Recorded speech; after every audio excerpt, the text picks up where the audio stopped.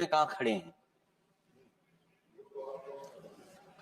अगर 10 साल बाद भी यही बात सत्ता पक्ष की तरफ से आएगी कि हम कहां खड़े हैं, आपने बड़ा सपना दिखाया मेक इन इंडिया।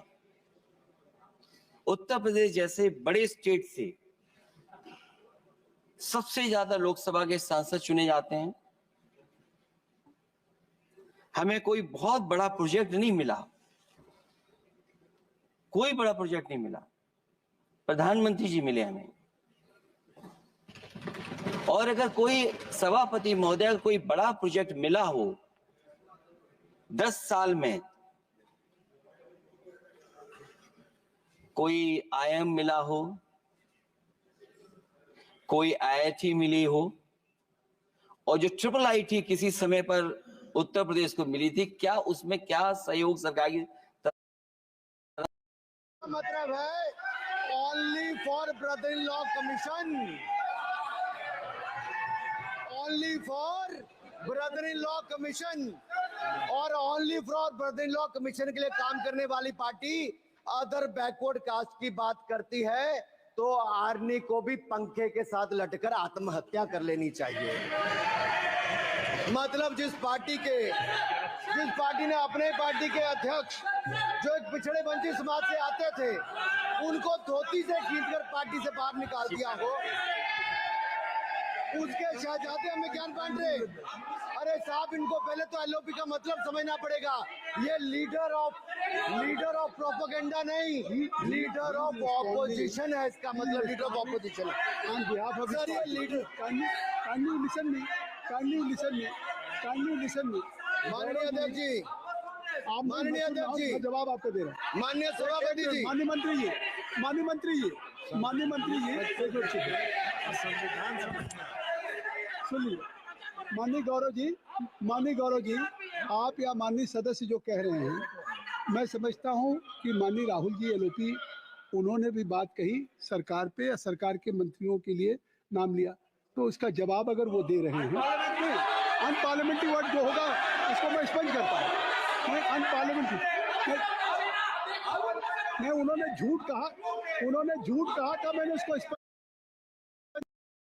பட்ஜெட் இருக்கின்றது. உங்களுடைய அரியணையை காப்பதற்கு யாருடைய தயவு தேவையோ அந்த கட்சி ஆட்சி செய்யக்கூடிய மாநில प्रधानमंत्री जी एयरफोर्स का सबसे बड़ा हवाई जहाज हरकुलिस विमान लेकर के आए थे और वो सड़क पर उतरे थे, वो एक्सप्रेस वे पर उतरे थे। मैं समझता हूं सभापति महोदया, यहाँ जितने माननीय सदस्य हैं सबने देखा होगा और सबने निर्देश के अनुसार उस पर ट्वीट भी किया होगा। वो जो एक्सप्रेस वे अगर किसी ने बनाया था सभापति महोदय, जो डिजाइन टेक्नोलॉजी का पार्ट अलाइनमेंट, वो समाजवादियों की देन थी, वो आपकी देन नहीं थी। ये बात मैं इसलिए कह रहा हूं सभापति महोदया क्योंकि इस बजट में सरकार चलाने के लिए आपने पैकेज दिया है। हमें कोई नाराजगी नहीं है पैकेज देने की, आप पैकेज और दीजिए। लेकिन अगर आप बक्सर से भागलपुर एक्सप्रेस वे बना रहे हैं तो आप उत्तर प्रदेश के पूर्वांचल एक्सप्रेस वे को क्यों नहीं जोड़ रहे हैं? और मैं तो कहूंगा आपसे कि केवल अगर आप 25 किलोमीटर जोड़ देंगे, जहां पूर्वांचल एक्सप्रेस वे रुक गया था, केवल 25 किलोमीटर आप जोड़ देंगे तो दूसरे काम को अपना जो बनाते हैं, आप ये कह पाएंगे कि दिल्ली से लेकर के आपने भागलपुर तक एक्सप्रेस वे दिया है। हाँ जी, वो अभी से नहीं, बहुत मोबाइल बंद नहीं रहे हैं।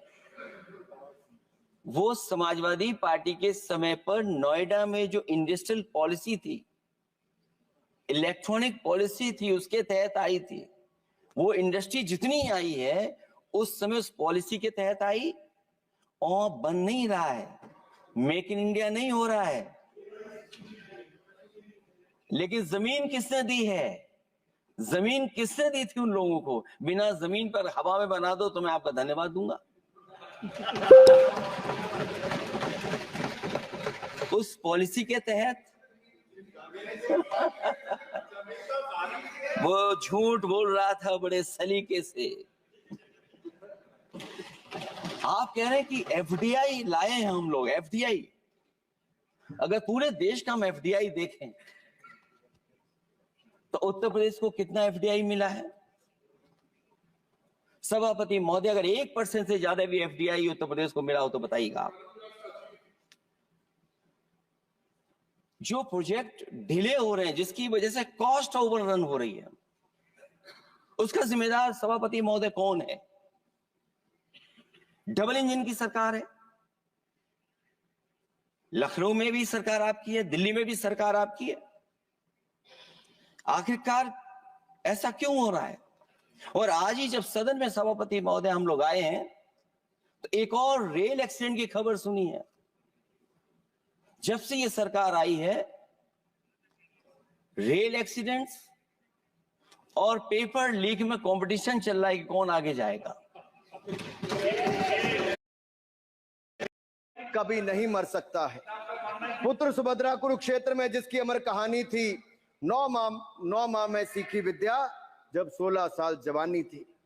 अब उस अभिमन्यु को, जिसने सारे चक्रों को तोड़ने का काम किया, मैं इतना ही कहूंगा, चक्रव्यूह का प्रसंग छेड़कर आपने अच्छा किया। इस देश ने बहुत सारे चक्रव्यूह देखे। कांग्रेस का चक्रव्यूह सर, इसके 7 किरदार मैं बताता हूं सर। पहला कांग्रेस, दूसरा पंडित नेहरू। सर नाम लेने के लिए मना किया, मैं दूसरी तरह से बोलता हूं।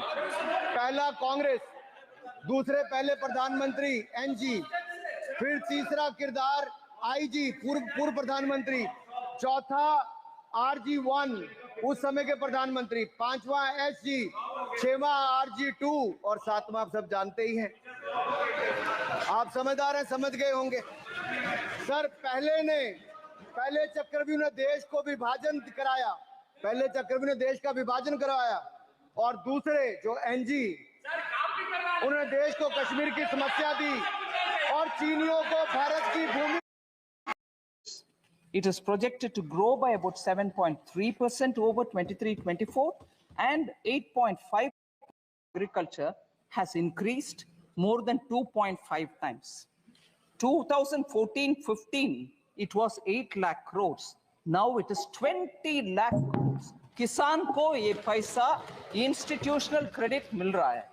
Interest subsidy is also being given to Kisan. It has increased 2.4 times. 2015 में 6,000 करोड़ इंटरेस्ट सब्सिडी के साथ किसानों को लोन मिलता था बैंक से। अभी वो बढ़ करके 14,252 करोड़ से सर इस साल 23-24। Number of accounts of small and marginal farmers availing agricultural loans has grown from 57% to 76%. 14 में 57% लोन agricultural farmers